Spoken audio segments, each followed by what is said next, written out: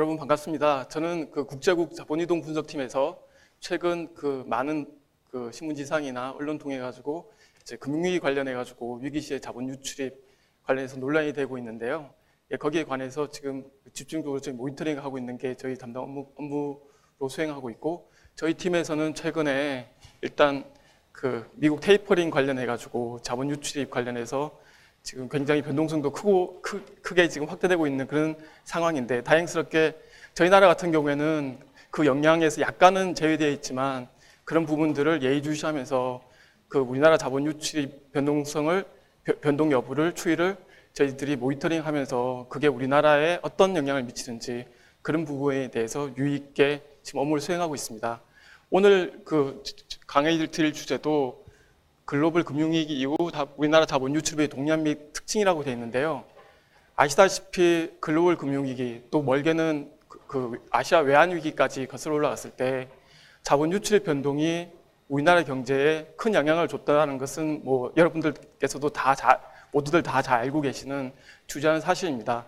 그러면 이번 그 저희 강의를 통해서는 그러면 최근에 우리나라 그 자본 유출입의 동향과 특징이 무엇이고, 그리고 이러한 자본 유출의 변동성이 우리 경제에는 어떠한 영향을 주고, 그러한 변동성을 완화시키기 위해서 우리 그 정치당국에서 어떤 제도적인 대응을 했는지, 그리고 또 더 나아가서 최근에 자본 유출입 지난달도 좋고 지금도 마찬가지고요. 거기다 최근 동향까지도 짚어보면서 오늘 강의를 마무리하려고 합니다. 일단 지금 다들 보니까 이렇게 오신 분들이 대학생 분들이 많으신데, 지금 이제 여름방학도 지나고 그다음에 추석도 앞두고 이렇게 다들 바쁘고 어떻게 보면 또 중요한 시기에 이렇게 또 저희 그 한국은행을 방문해 주셔가지고 굉장히 감사하게 생각하고요. 오늘 금요일이니만큼 좀 즐겁고 가벼운 마음으로 강의를 부담 없이 이렇게 좀 즐길 수 있는 그런 시간이 됐으면 합니다. 먼저 그 본격적인 강의에 앞서가지고 이 장소에 대해서 잠깐 제가 설명을 드리면, 여기가 사실은 한국은행에서 그 가장 많은 인원이 지금 모일 수 있는 그런 강당이거든요.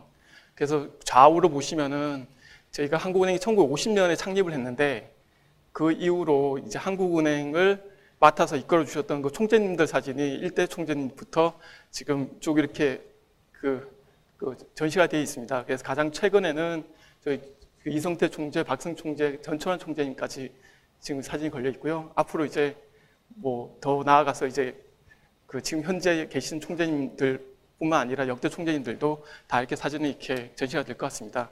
그리고 이 장소가 저한테는 또 약간 의미 있는 장소였던 게, 이 장소에서 저는 입행시험을 봤었거든요. 기억하기로 98년도에 봤던 것 같은데, 그 당시에는 시험을 보면서도 여기가 제 직장이 될까 아닐까 그런 부분에 대해서도 약간은 좀 궁금해하면서 저도 똑같이 이제 여러분들 입장에서 일단 시험을 봤던 기억이 나는데요. 그런 어떤 게 인연이 돼가지고 지금도 제가 이 한국은행에서 몸담으면서 또 우리나라 경제를 위해서 많은 분석과 그리고 그 동향에 대한 어떤 판단, 그리고 그런 부분들에 대해서 중앙은행 직원으로서의 어떤 역할을 하고 있는 것 같습니다. 그리고 또 마찬가지로 여기 계신 분들 중에 일부는 또 한국은행 입행하실 분들도 계시는데요. 이 장소가 그 한국은행 입행식도 열리고 또 창립 기념식도 열리고, 그래서 중요한 어떤 행사들이 많이 열리는 장소라서 일단 한국은행 오시는 분들도 마찬가지겠지만 이 장소적인 의미도 꽤나 중요하다고 저는 생각합니다. 그래서 먼저 일단 본격적으로 강의 들어가기에 앞서가지고 최근에 자본 유출입 관련돼서 어떠한 부분이 지금 시장에 관심을 받고 있는지, 일단 그 경제신문 몇 가지를 제가 좀 간추려 봤는데요. 일단 그 경제신문들 좀 훑어보면서 과연 이 자본 유출입이 어떠한 의미를 갖는 건지 대략적으로 한번 짚어보도록 하겠습니다.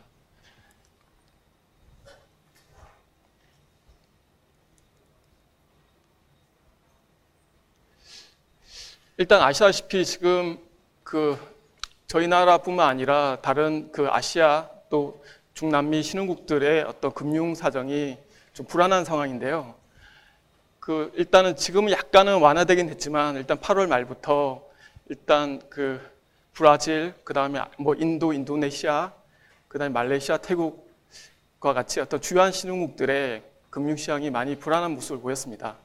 특히 뭐 주가가 큰 폭으로 하락을 하고 환율이 급격히 절하가 되는 등 일단 외환시장 부분에서도 특별히 굉장히 좀 불안한 모습을 보였는데요.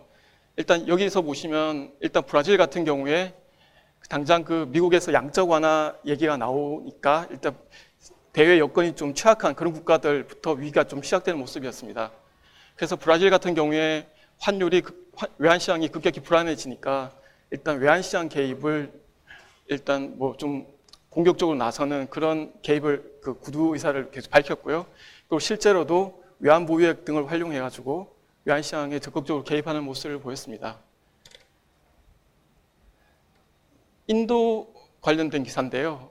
인도 같은 경우에는 신흥국 중에서도 굉장히 성장이 최근에 그 높은 성장을 보였던 국가였는데 인도 같은 경우에 좀 문제가 됐던 게 일단 경상수지가 뭐 인도 같은 경우에 별로 이렇게 구조적으로 좀 유출 쪽으로 많이 가다 보니까 일단 그 대외 취약성이 좀 부각이 되면서 그 인도 금융시장도 좀 혼란한 모습을 보였습니다. 그래서 인도 같은 경우에도 지금 뭐 직접 투자 유입액 같은 경우에도 많이 급감을 하고 그리고 또 외환 같은 경우에도 유출 쪽으로 방향을 틀다 보니까 일단 인도 그 루피아화도 많이 그 절하가 됐습니다. 이렇게 보시면은 저희 그 97년도 그 아시아 외환 위기 때 저희 나라 분위기도 약간 그 나는데요.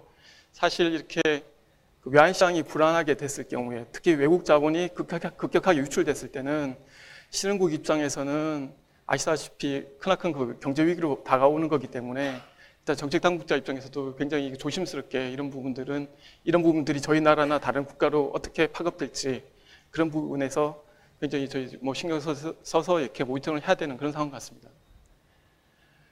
이제 그 저희 나라 얘기인데요. 저희 나라 같은 경우에 최근에 그 주식시장도 마찬가지고 채권시장 같은 경우에 과연 그 외국인 자금이 진정한 어떤 중장기 자금이냐 아니면 이게 단기 한 번이 자금이라 그래가지고 굉장히 유출입이 굉장히 그 작게 자주 일어나면서 그 금융시장을 교란시키는 그런 자금 아니냐 그런 부분에 대해서 우려가 이제 있고요. 그리고 최근에는 일단 그 외국인 채권 투자 잔액이 보시는 바와 같이 지금 계속 가파르게 증가를 하기 때문에 너무 자금이 빠른 속도로 많이 들어온 부분에 대해서도 사실은 좀 우려가 되는 그런 상황입니다. 근데 채권시장 같은 경우에는 일단은 뭐 자금이 계속 이제 유입되고 있어가지고 그런 부분에 있어가지고는 좀 긍정적으로는 평가하는데 이런 자금이 또 언젠가는 또 나갈 수도 있기 때문에 그런 부분도 약간 유의해서 봐야 된다. 또 그런 내용을 담고 있는 기사 같습니다. 그 다음에 마지막으로 마지막 기사는 일단은 그 신흥국과 다른 뭐 지금 제가 말씀드렸던 브라질, 인도 뭐 이런 신흥국들이랑 저희 나라랑 요즘 들어서 조금 다른 양상을 보이고 있는데요. 일단 다른 나라 같은 경우, 다른 신흥국들 같은 경우에는 일단 뭐 양적 완화 축소 얘기가 나오면서 글로벌 유동성이 축소화될 경우에 일단 투자되었던 자금들이 좀 급격하게 유출되면서 불안한 모습을 보인 반면에 일단 저희 나라 같은 경우에는 지금까지는 뭐 이제 좀 더 자세하게 후반부에 말씀드리겠지만 일단 주식 자금도 지금 순유입되고 있고 채권 자금도 비교적 안정적인 모습을 보이고 있습니다. 그래서 항상 저희가 이렇게 대외 글로벌 요인에 의한 또 위기가 발생했을 때 저희 나라 같은 경우에도 그 영향으로 인해 가지고 그 외환시장이나 금융시장이 상당히 좀 불안한 모습을 보였던 게 과거 그동안의 사례였는데 이번 같은 경우에는 저희들이 생각했던 것보다도 상대적으로 좀 더 훨씬 더 안정적인 그런 모습을 보이고 있다. 그런 기사입니다. 그래서 보시면은 일단 그 외국인 투자자들이 과거 최근 그 2019년 들어서 계속 지금 자금들을 그 추이를 보면은 일단 뭐 주식 같은 경우에는 좀 등락이 있었고요. 그리고 채권 같은 경우에는 2월 달부터는 지난 7월 달까지는 계속 순유입됐었습니다. 그런 걸로 봐서는 일단은 한국 시장이 좀 이제 다른 신흥국들이랑 차별화된 게 아닌가, 좀 그런 모습을 이제 좀 설명한 기사 같습니다. 그래서 이상에서 살펴봤듯이 요즘 뭐 많이들 이제 경제신문들 많이 보실 것 같은데요. 경제신문들 보면 항상 그 위기가 부각될 때 제일 이렇게 많이 나온 기사가 외국인들이 뭐 주식을 샀다 팔았다, 또 외국인 자금들이 뭐 유입됐다 유출됐다. 그래서 그게 우리 경제의 어떤 대외 건전성에 좀 뭐 악신호가 왔다, 뭐 청신호가 왔다, 아니면 뭐 그런 쪽으로 일단 자극적인 기사들이 많이 나오고 있는 게 사실인데요. 그만큼 우리 경제가 실제로도 대외 개방도 많이 돼 있고 이제는 또 자본 자유화도 많이 신전된 상황이기 때문에 그 대외 부분의 영향에서 자유로울 수가 없다는 것들이 아마 그 모든 언론들에서도 비중 있게 그런 지금 자본 유출 관련 기사를 다루고 있는 그런 이유가 아닌가 그런 생각을 해봅니다. 그래서 일단은 그 간단하게 저희가 이제 최근에 그 논의가 되고 있는 기사들 좀 살펴봤고요. 그리고 이 자본 유출입이 사실은 얼핏 봐서는 그냥 쉽게 말하면 그 외국에 있는 자금이 우리나라로 들어오고 나가고 그런 부분이라고 생각되는데 이게 사실은 약간만 더 이론적으로 들어가면 굉장히 이게 요즘도 그 많이 연구가 되고 있는 그런 좀 중요하지만 또 단순하게 이해하기에는 좀 어려운 그런 주제다 보니까요. 여러분들이 좀 더 그 개념들을 쉽게 이해할 수 있도록 약간은 이제 기초 개념 같은 것들을 좀 더 잡고 그렇게 이제 강의를 시작하겠습니다. 마지막으로 이 기사는 저희가 그 경상수지 같은 경우가 저희 나라가 굉장히 그 흑자 기조가 지속되고 있다. 그 관련된 기사인데요. 아시다시피 그 경상수지라는 거는 약간은 자율적인 그런 작업입니다. 예를 들면 자율적인 거래, 뭐 보종적 거래 뒤에 설명할 건데 이 경상수지 같은 경우에는 저희가 그 수출을 하고 그 수입된 걸 빼고 순수하게 저희가 그 경상적인 거래를 통해서 지금 그 오른쪽에 나와 있는 금액만큼 저희 국가적으로 흑자가 났더라 뭐 이렇게 받아들이시면 이제 되는 부분이거든요.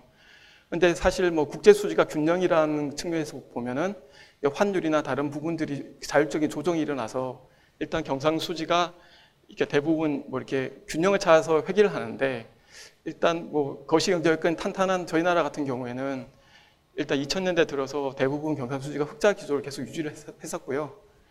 보시는 바와 같이 그 금융위기를 제외하고는 저희들 큰 폭의 흑자를 보였고 또 지난해에는 그 사상 최대로 경상수지가 흑자를 나타냈습니다.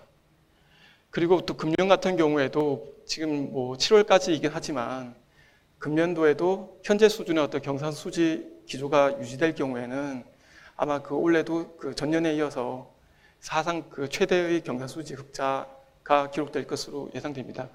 참고로 저희 그 한국은행에서는 그 매 분기마다 그 거시경제 전망을 하고 있는데요. 지난번 전망에선 그 저희가 그 경상수지 흑자 예상치를 530억 달러라고 전망을 했습니다. 그래서 530억 달러가 달성이 거의 무난할 거라고 보여지는데 그럴 경우에는 지난해보다도 거의 100억 불 달러 정도 훨씬 더 흑자 이게 커지는 그런 상황입니다. 그래서 아까 지금 제가 그 브라질이나 인도 이런 사례들 보여드렸던 것과 같이 경상수지 수준이 얼마나 유지하느냐 이 부분이 일단 그 대외 그 지불 능력을 측정하는 측면에서는 굉장히 중요한 그 요인 중에 한 측면으로 보여지기 때문에 일단 그 경상수지 흑자라는 그 부분에 있어서도 매달 그 보도 자료가 발표될 때 비중 있게 지금 보도가 되고 있는 그런 상황입니다. 그럼 제가 그 좀 전에 말씀드렸던 것처럼 일단 그 자본 유출입의 기본 개념부터 차근 이렇게 밟아서 올 강의의 최종 목표인 그 저희 우리나라 자본 유출입의 동향과 특징을 살펴보고요. 그리고 말씀드렸던 대로 그럼 정책당국에서는 그동안 어떻게 대응을 했는지 그런 부분들도 일단 뭐 개괄적인 아마 소개를 드리고자 합니다. 일단 그 자본 유출입이라고 했을 때 저희 나라가 뭐 과거부터 계속 이렇게 자본이 이렇게 개방된 국가라서 자본 유출입이 자유로웠던 그런 건 아니고요. 사실은 저희가 외환위기를 전후로 해가지고 자본 자유화가 급격히 진전됐습니다. 그래서 외환위기 이전에 말씀드리자면은 저희가 92년도에 처음으로 이제 우리나라 주식시장이 외국인들한테 부분적으로 개방이 됐고요.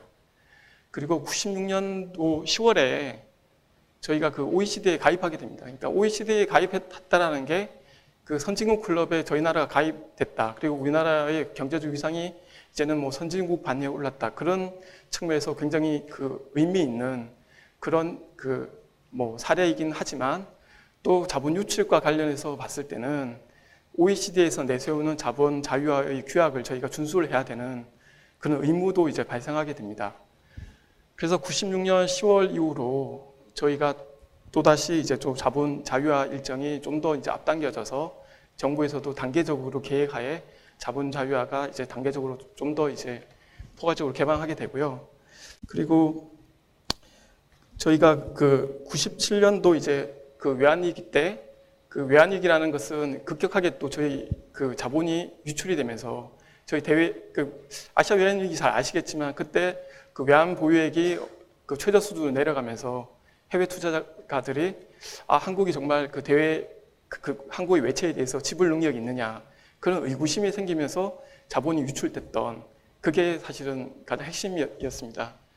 그래서 그때 그 외환위기 닥치면 당장 이제 저희 나라 입장에서는 그 외국인 투자자들이나 뭐 은행이나 뭐 금융기관들한테 인센티브를 주면서, 그러니까 인센티브라는 게 우리 시장을 이제 개방을 하면서 자본을 적극적으로 이렇게 좀 그 유입을 시키려는 그런 제도적인 장치를 하는데요.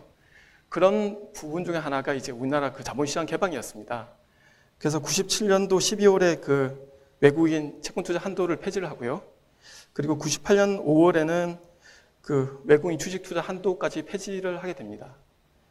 그리고 또 이제 제도적인 측면에서 가장 큰 이제 구조적인 변화라고 할 수 있는 게 그간에는 아시아 외환위기 이전에는 그 우리나라 그 외국환 관련된 그 규제 체계 자체가 그 외국환 관리법의 그 테두리 안에 있었습니다. 그 외국환 관리법이라고 하는 것은 기본적으로 원칙적으로는 모든 자본 유출입은 일단은 규제 대상인데 예외적으로 허용을 해주겠다. 그게 사실은 저희가 파저티브 시스템이라고 영어로 얘기하는데, 그래서 아주 예외적으로 특별한 경우에만 자본 유출입을 허용을 하다가 외환위기 이후에 저희가 이제 환율 제도도 그 자유변동 환율제로 이행을 하면서 이제는 자본시장 자체도 이제 대외로 개방이 됩니다. 그러면서 저희가 이제 그러면 규제 체제 자체도 구조적으로 변화가 되면서 저희가 그 외국환 기존의 관리법을 폐지를 하고 외국환 거래법으로 이제 규제 체계를 전환하게 됩니다. 그 외국환 거래법의 가장 큰 특징은 과거까지에는 원칙적으로는 규제했는데 이제는 원칙적으로는 다 허용을 합니다. 그리고 예외적으로 정책적 필요에 의해서 규제를 해야겠다. 그런 부분에 대해서 이제 한정적으로 그 규제를 하는 그 네거티브 시스템으로 전환되는 그게 가장 큰 어떤 변화라고 할 수 있겠습니다.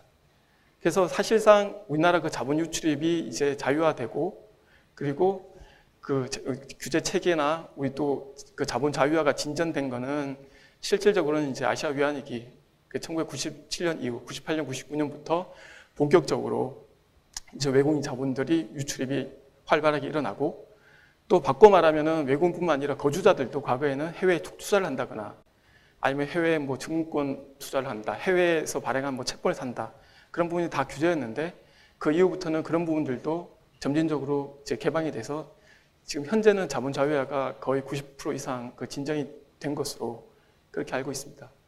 그래서 이제 아시다시피 이제 경제 글로벌화가 진정이 되고 그 우리 경제도 이제 수출 주도형 경제이기 때문에 대외 경제와 어떤 연계성 이런 것들도 점점 더 이제 강화되고 있기 때문에 이제 지금부터는 이제 자본 유출입이 굉장히 저희로서 큰 중요한 이슈가 됐다. 그렇게 이제 말씀드릴 수 있겠습니다. 그럼 여기서 이제 제일 그 자본 유출 관련해서 제일 기본 개념인데요. 다들 그 경제 원론 이렇게 공부해 보셨으면 그 국제 수지 항등식이라고 이렇게 다들 이렇게 들어보셨을 것 같습니다. 국제 수지 항등식이라는 게 뭐냐 그러면 항등식 말 그대로 이제 항상 이게 성립을 한다는 얘기죠. 그래서 보면은 이제 경상수지랑 자본금융개정을 합하면은 제로가 된다. 이 얘기는 뭐냐 그러면 해외에서 저희가 만약에 뭐 그 무역수지 흑자가 났다. 그러니까 해외에서 저희 지금 뭐 100억 불을 이렇게 흑자가 나서 유입이 됐다. 그러면은 이제 경상수지 흑자가 이제 뭐 100억 불이 났겠죠. 근데 바꿔 말하면은 이 100억 불이라는 거를 어디 뭐 쌓아둘 데가 없잖아요. 그러니까 저희 같은 경우에 뭐 이렇게 뭐 근거에 쌓아둘 수도 없고 그런 부분들은 대부분 해외 금융기관에 예치를 한다거나 아니면 다른 나라에 뭐 투자를 한다거나 바꿔서 반대로 이렇게 유출이 됩니다. 그래서 바꿔 말하면 경상적으로 수출은 뭐 그 순수출이 일어나서 100억 불 흑자가 났지만 결국 그 돈 자체는 밖으로 나가는 거죠. 그러면은 실제 그 자금 측면에는 자본 측면에서만 보면 100억 달러 이제 유출이 일어났겠죠. 그러면 이제 자본금융계정은 100억 달러 적자가 나게 될 겁니다. 그렇게 보시면은 이제 경상수지와 자본금융계정을 합하면 100억 달러 흑자, 100억 달러 적자, 그래서 제로가 된다. 이게 이제 국제수지 이제 항등식입니다. 그래서 쉽게 말하면 이제 국제수지라는 건 저희가 이제 저희 한국은행 경제통계국에서 그 국제수지 그 통계를 편제를 하는데 거기에도 보시면은 국제수지라는 건 기본적으로 이제 복식부기의 원리에 따라서 편제를 하거든요. 그래서 한쪽에서 물건이 들어오면 반대로 돈이 나가야 되는 거고 그 반대로 저희가 물건 수입을 하게 되면 돈이 나가고 또 수출하게 되면 돈이 들어오게 되는 거죠. 그래서 항상 경상과 자본은 그 동전의 양면과 같이 항상 그 두 개를 더했을 때는 그 0이 되게 됩니다. 근데 저 두 번째 여기 그 경상수지 자본계산 중비자산 증감이다 이렇게 표현되어 있는데 이것은 이제 요 첫 번째과는 두 번째 차이는 이제 중비자산이라는 게 들어가게 되는데 그 차이가 첫 번째는 그 사실 미국 같이 그 기축통화국 같은 경우에는 그 외환보유액이나 중비자산이라는 개념 자체가 없습니다. 거기는 뭐 필요한 만큼 달러 찍어서 이렇게 발행해서 이렇게 자금을 조달하고 공급하면 되기 때문에 첫 번째 그 항등식은 일단 뭐 중비자산 증감이 계제가 안 되고요. 두 번째가 이제 저희 나라와 같이 기축통화국이 아닌 국가에는 외환보유액이라는 중비자산이 있습니다. 그래서 두 번째 저희 항등식이 저희 나라에 해당되는 경우인데요. 이걸 또 조금 더 쉽게 제가 설명을 드리자면은 일단 뭐 경상수지 흑자가 나와서 이제 100억 불이 들어왔다. 그러면은 저희 나라 입장에서는 그걸 처분할 수 있는 방법이 두 가지가 있겠죠. 하나는 외환보유액으로 적립하는 게 하나가 있을 수가 있고요. 다른 하나는 그 적립하고 남은 금액만큼을 해외금융기관에 예금을 한다거나 해외금융자산에 투자를 하는 방법이 있을 수가 있습니다. 그래서 그 말씀드리자면은 일단 경상수지나 자본금융계정은 제로라면은 중비자산 증감은 제로인 거고 경상수지에서 100억 달러가 흑자가 났다. 근데 그것을 전액 외환보유액이 흡수를 했다. 그랬을 경우에는 경상수지랑 중비자산 증감이 각각 100억 달러씩 흑자가 났기 때문에 유출시킬 이제 자본은 제로가 되는 거겠죠. 그런 의미에서 보면은 경상수지랑 자본금융계정을 합한 거는 결국 중비자산 증감이 됩니다. 그러니까 쉽게 말하면 돈이라는 것은 뭐 들어오거나 나가고 했을 때 결국 갈 수 있는 거는 저희 나라에서 그 부분을 뭐 이렇게 뭐 외환보유액이나 이런 부분에서 흡수를 하거나 아니면 거주자들이 뭐 그 거주자들의 어떤 예금으로 뭐 보유를 하거나 그렇다 하더라도 결국 어쨌든 최종적으로 남는 금액만큼은 금고에 넣어놔봤자 이렇게 전혀 뭐 돈에 그냥 가만히 이렇게 이자가 붙는 건 아니기 때문에 결국 그런 부분들은 해외로 유출돼서 해외 금융 자산의 투자를 통해서 저희들이 운용을 하게 된다. 그렇게 보시면 될 것 같습니다. 이게 말로 설명하면 이게 좀 이렇게 혼란이 되고 좀 어려울 수 있는데요. 지금 방금 말씀드렸던 것들을 이제 예시를 두 가지를 제가 들어놨는데 첫 번째 예시를 보시면은 일단 뭐 수출이 50억 달러, 수입이 90억 달러 이렇게 났습니다. 그러니까 이거는 이제 무역 수지가 적자가 났다는 거겠죠. 그랬을 때 이제 단순하게 봤을 때 경상수지는 40억 달러 적자를 보이게 됩니다. 근데 이제 40억 달러 적자가 났다. 그러니까 당연히 우리가 수입을 수출보다 더 많이 했기 때문에 그 추가적으로 40억 달러만큼은 그 수입 대금을 그 해외 거래처에다가 저희들이 대금을 지급을 해야겠죠. 근데 지급할 자금이 이제 없기 때문에 그러면 어떻게 저희들이 그 수지를 균형을 맞추냐 그러면 국내 금융기관에서 40억 달러를 차입을 합니다. 차입을 해서 그 차입한 자금을 가지고 그 대외에다가 그 상환을 하게 되는 거죠. 그 수입 자금을. 그럼 이걸 바꿔 말하면은 결국은 무역수지 적자가 40억 달러만큼 났고 그 다음에 자본금융계정 빌려서 저희들이 가져왔으니까 부족한 자금을 40억 달러 흑자가 납니다. 근데 이거 전체적으로는 경상수지랑 자본금융계정을 합치면 그러면은 이제 제로가 되는 거겠죠. 두 번째 예시는 제가 좀 전에 또 설명드렸던 바와 같이 일단 저 중비자산이 이제 계제가 되는 경우인데요. 최근과 같이 경상수지가 지금 계속 흑자를 보이고 있는 상황에서 그 외국인 증권 자금조차도 큰 폭의 순유입이 이루어졌다고 이제 가정을 하는 경우인데요. 그럴 경우에는 우리나라 전체적으로 경상자금도 50억 달러가 들어왔고 그 다음에 외국인 증권 자금도 100억 달러가 추가적으로 들어왔습니다. 그러면은 시장 전체적으로는 150억 달러만큼 저희들이 자금이 이제 그 저희 나라에 150억 달러만큼 유입이 됐습니다. 그런데 결국 아까 말씀드렸던 바와 같이 국제 수지는 이제 항등식 균형을 이루어야 되기 때문에 이 들어온 자금은 어디론가 해외로 유출이 돼야 됩니다. 그래서 그 어디로 유출됐을까? 그럼 나가는 경우는 두 가지밖에 없겠죠. 한국은행, 통화당국에서 외환보유액으로 이제 매입을 하거나 그러면 준비자산이 이제 증가가 되고요. 그래도 남는 자금들은 어차피 국내에서 왔자 그 이자나 운용 수익이 발생하지 않기 때문에 해외 금융기관, 예를 들면 뭐 글로벌 은행들한테 예치를 한다거나 아니면 해외 기업들 채권에 투자를 한다든가 해외로 유출되게 되는 겁니다. 그래서 궁극적으로는 항상 경상수지와 자본금융계정을 합하면 제로다. 단 그 외환보유액이 증감이 없다는 걸 전제로 했을 때는 이 항등식이 항상 성립을 해야 됩니다. 그래서 국제수지 항등식이라고 그러고요. 그리고 이 개념이 일단 자본 유출입 그리고 국제 경제 이제 학 공부 이제 하시겠지만 그런 부분에 있어서도 가장 중요한 이론적 토대가 됩니다. 다음으로 보시면은 저희들이 이제 방금 말씀드렸던 그 국제수지 관련해서 매달 저희 한국은행에서 그 지표를 보도자를 통해서 발표를 하게 되는데요. 요거는 저희가 지난달에 발표된 그 국제수지 보도자료에 있는 내용을 그대로 발췌해 온 건데요. 일단 경상수지랑 그 자본금융계정 나눠서 일단은 설명을 드리겠습니다. 그래서 여기 보시면 아까 제가 설명드렸던 바와 같이 일단 경상수지 측면에서는 그 상품수지가 사실은 그 대부분 가장 중요한 부분을 차지하는데 저희 나라 같은 경우에는 지금 전년도 마찬가지지만 금년도에 특히 5월달 86억 불 흑자가 났고요. 6월달, 7월달 계속 흑자 기조가 지금 유중에 있습니다. 그러니까 5, 6, 7월달이 지금 그 국제금융시장의 어떤 그 상황을 봤을 때 굉장히 중요한 시기인데 5월 22일 날 신문 보신 분들 알겠지만 그 미국 그 연준의 그 버냉키 의장이 양적 완화를 축소할 수 있다. 그 발언을 하면서 이제 국제금융시장이 요동치게 한 시기인데요. 그리고 마찬가지로 그 6월 20일 날은 6월 19일인가요? 그때는 또 그 양적 완화를 생각보다 연내로 앞당길 수 있다 일정을. 그러면서 또 다시 그 글로벌 금융시장이 좀 충격을 받았던 그런 시기였습니다. 근데 보신 바와 같이 5월, 6월, 7월 달이 저희들은 경상수지에 계속 흑자 기조를 유지하고 있고 이런 부분들이 저희 경제가 좀 안전하다. 이제 저희 경제가 상대적으로 대외적으로 탄탄하다. 그런 부분들이 좀 부각됐던 그런 중요한 요인이었던 것 같습니다. 그 다음에 그러면 이제 이렇게 365억 달러라는 그 경상수지 자금이 국내로 유입이 됐고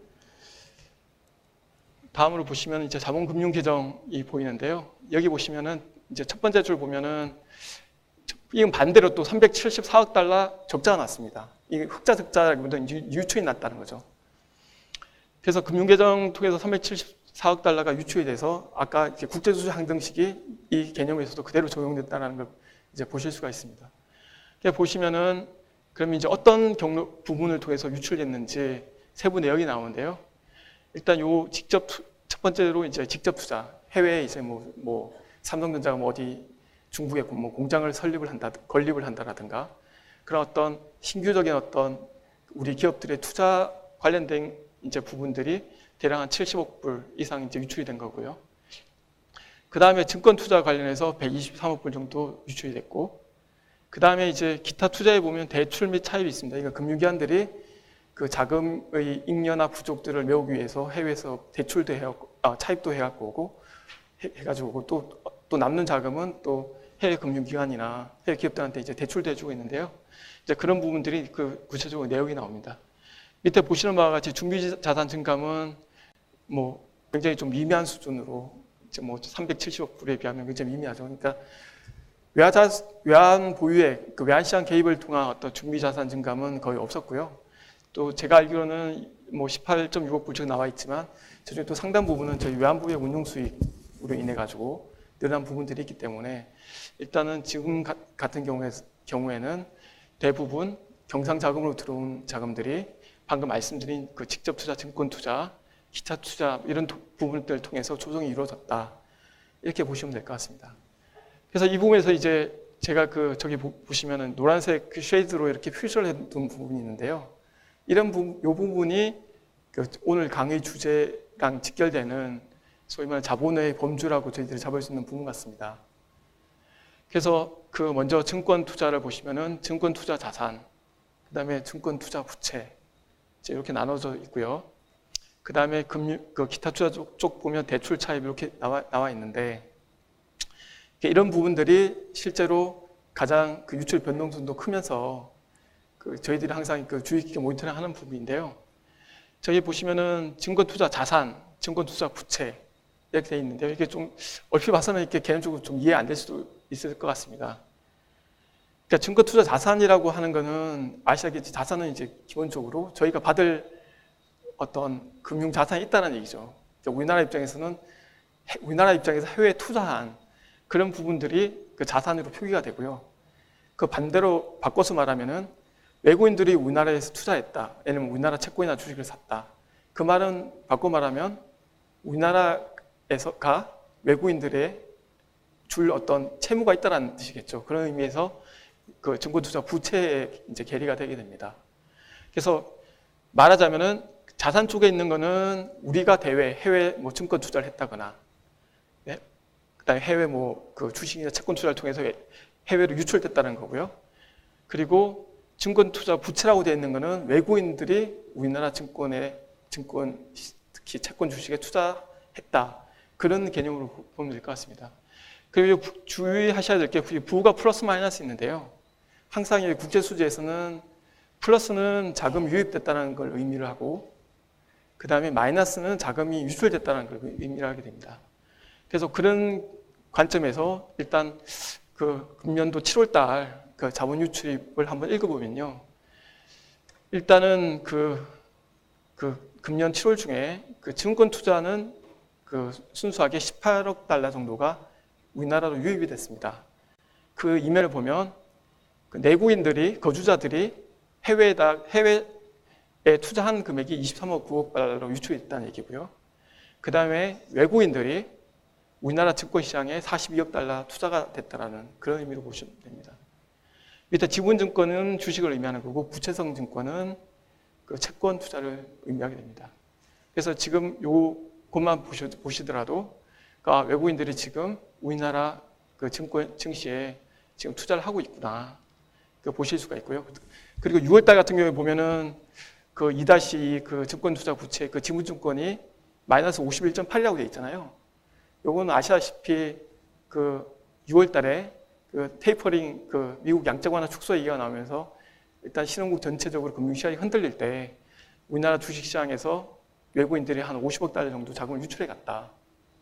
이제 그렇게 보시면 됩니다.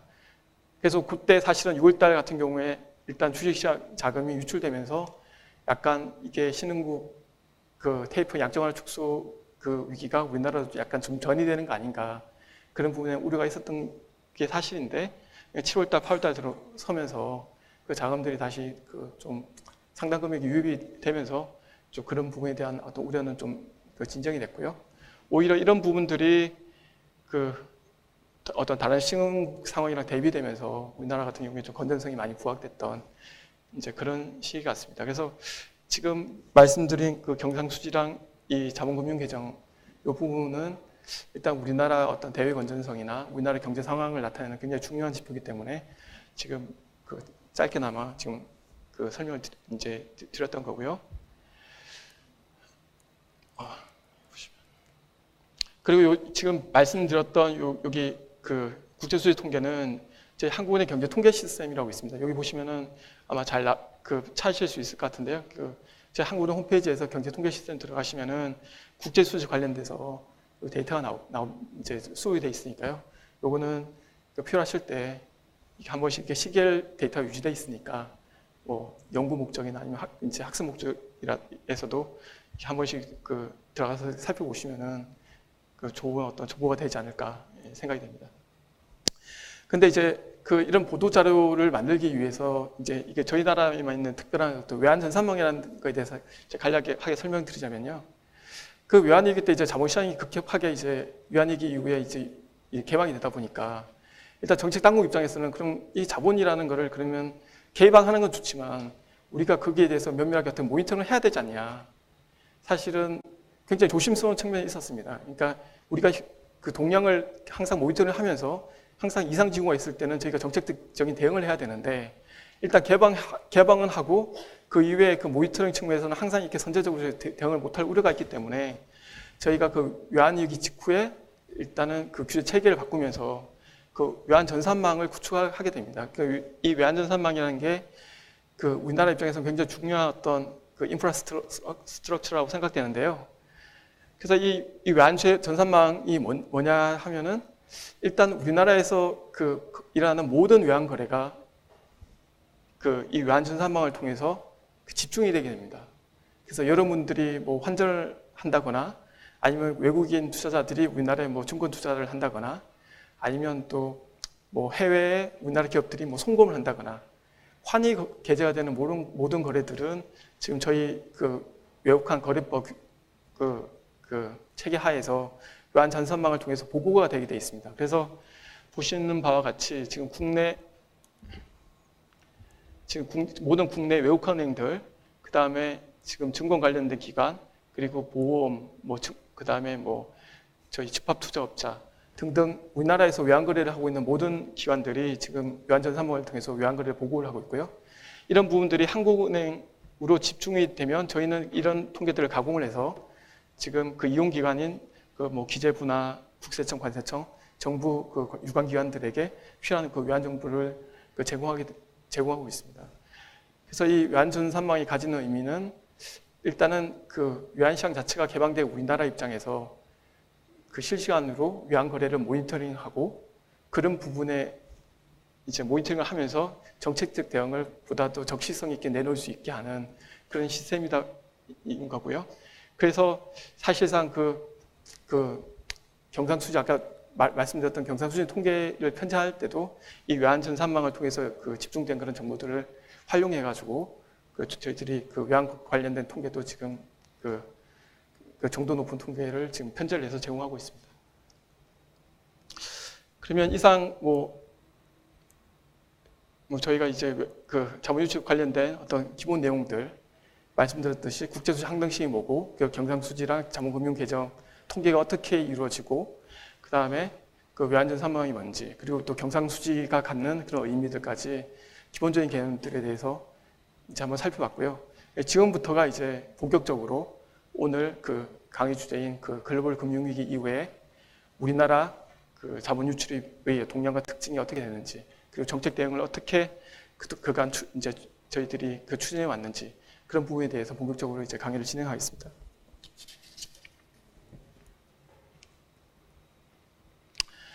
일단 그 우리나라 그 자본 유출의 그 동향에 대해서 살펴보기 전에 그 신흥국의 어떤 그간 그 자본 이동을 한번 살펴보면요.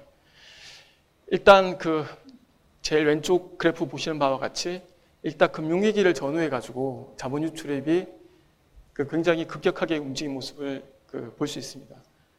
일단 아시아 외환위기 그 전에 보면 외환위기 직전에 대규모로 자금이 유입이 됐다가 위기 때는 급격하게 유출이 되고 또 글로벌 금융위기 상황에도 보시면 위기 직전에는 대규모 자금이 유입됐다가 그 다음에 위기가 어느 정도 회복이 되고 진정이 되고 위기 때는 또 급격히 유출이 되고 그 위에는 또 다시 그 자금들이 다시 유입되는. 그래서 말씀드리자면은 일단 위기 전후에서 굉장히 자본 유출이 변동성이 컸다. 이거는 이제 저희 나라도 마찬가지고 일단 신흥국 전체 아시아 신흥국도 대부분 이런 패턴을 보였습니다. 그리고 최근 상황을 보면은 지금 이제 글로벌 금융위기 이후에 전 세계적으로 경기 둔화 어떤 리스크가 커지다 보니까 미국 중앙은행인 미 페더럴 리저브에서 양적 완화 정책이라는 걸 실시를 하게 됩니다. 양적 완화 정책이라는 게 뭔지 다 아시겠지만 일단 기준금리를 내리다가 더 이상 명목금리 하한인 0%까지 내려도 추가적인 어떤 경기 디플레이션 리스크가 있다라고 이제 판단하에 그럼 추가적으로 더 뭔가 완화 정책을 통화적인 어떤 완화 정책을 써야 되는데 그 일환으로 이제 추구한 게 양적 완화 정책이 이제 됩니다. 양적 완화라는 게 말 자체는 소위 말하는 장기 채권이죠. 그러니까 미국 같은 경우에 장기 채권에 대한 투자를 늘리고 중앙은행이 그 장기 채권을 매입하면서 그 보는 통화를 대규모로 방출하게 됩니다. 그래서 장기 금리를 낮춤으로 일단은 전체적인 일드 커브 자체를 낮게 유지해서 경기에 어느 정도 긍정적인 충격을 주고자 추구했던 그 정책인데요. 그러다 보니까 글로벌 유동성이 많이 확장을 하게 됩니다. 아시는 바와 같이 글로벌 금융위 이후에 미국만 경기가 나빴던 게 아니라 실제적으로 유럽 20위 쪽에서도 유럽 재정위기, 그 다음에 또 뭐 일본 아베노믹스, 뭐 선진국들이 다들 뭐 경기 둔화에 대해서 공격적으로 대응을 하다 보니까 글로벌 유동성이 굉장히 큰 폭으로 늘어납니다. 그래서 보시는 바와 같이 두 번째 그림 보시면은 특히 그런 자금들이 아시아 쪽으로 많이 몰리게 되는데요. 일단 이 두 번째 그림에서 보면은 이 노란색이 아시아인데요. 아시아 자금이 큰 폭으로 유입됐다가 유출되고 또다시 이 양적 완화 정책의 어떤 영향으로 글로벌 금융 이후에는 또 큰 폭으로 또 유입되는 그런 모습을 보이고 있습니다. 또 마찬가지로 이 아시아 쪽으로 들어온 자금들은 대부분 은행 차입 위주로 일단 변동성이 컸는데요. 은행 차입이라는 것은 일단 신흥국에 있는 은행들이 글로벌 은행들로부터 돈을 차입해 갖고 오는 걸 의미하는데요. 보시는 바와 같이 이때도 금융위기를 전후해 가지고 급격하게 유출이 됐다가 또다시 유입이 되는 그런 모습을 보이고 있습니다. 그럼 이제 우리나라 상황을 잠깐 살펴보면요. 저희 나라 같은 경우에는 또 마찬가지로 다른 신흥국들이랑 유사한 패턴을 보이고 있는데 저희 나라 같은 경우에도 보면 일단은 리만 사태 전후에서 일단은 먼저 서프라임 위기가 먼저 있었습니다. 그래서 2008년 9월에 리만 사태 일어나기 전에 2007년도부터 미국에서는 서프라임 크라이시스가 발생을 했는데요. 그래서 서프라임 위기가 뭐냐 그러면 우리나라로 치면 약간 부동산 시장이 급락하면서 부동산을 기초자산으로 파생된 구조화 채권이 있습니다. CDO라고 얘기하는데요.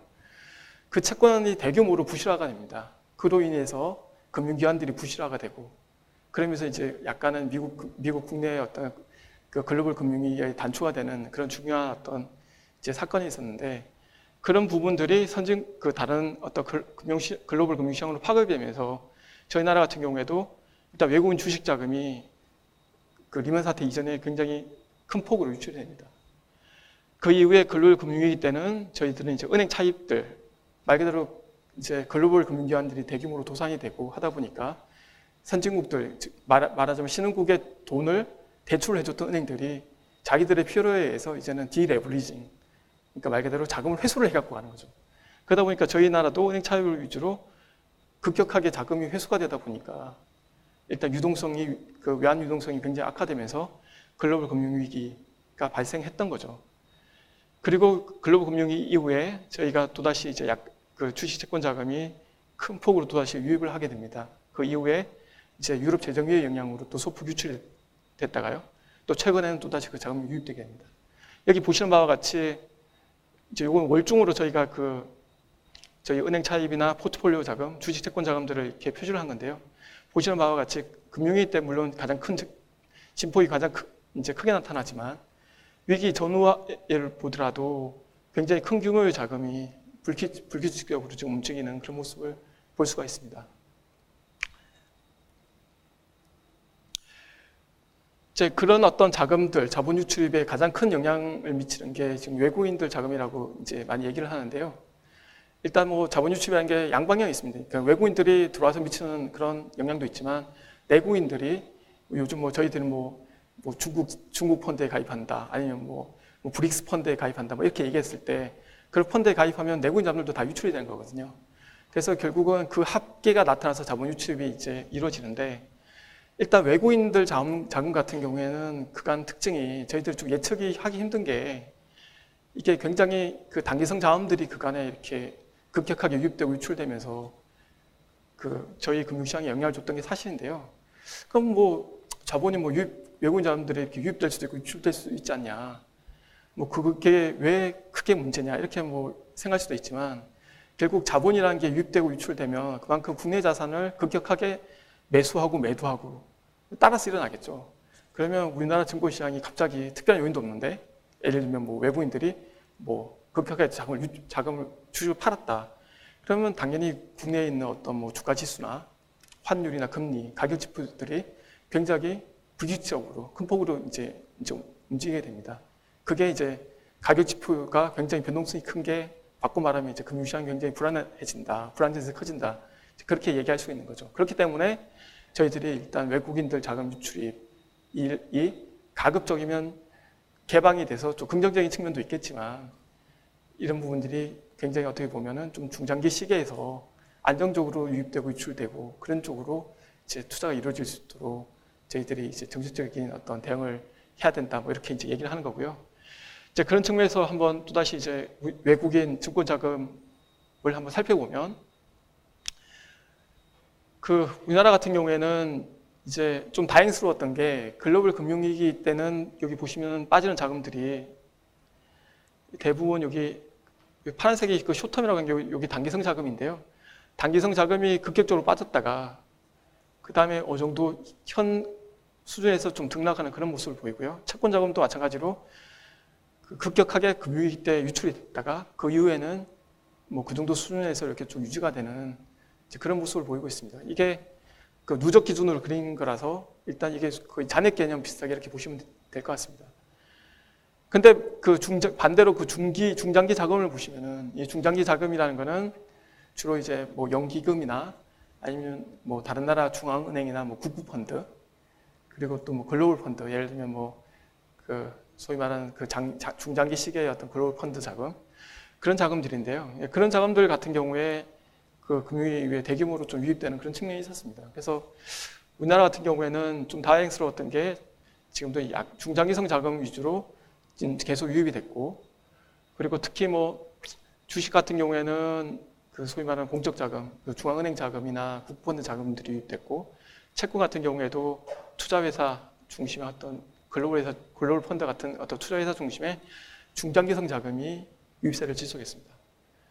그래서 이게 저희 어떤 그 외국인 증권 자금의 구조가 조금 이제 금융위 이전이랑 비교해서 좀 달라진 측면이 있고요. 그 다음에 이제 투자 주체별로 저희가 한번 살펴봤을 때 그 방금 말씀드렸던 것처럼 그런 부분들이 이제 좀 극명하게 잘 보이는데요. 그러니까 2008년 8월이랑 그 다음에 2013년 5월을 저희들이 비교를 해봤습니다.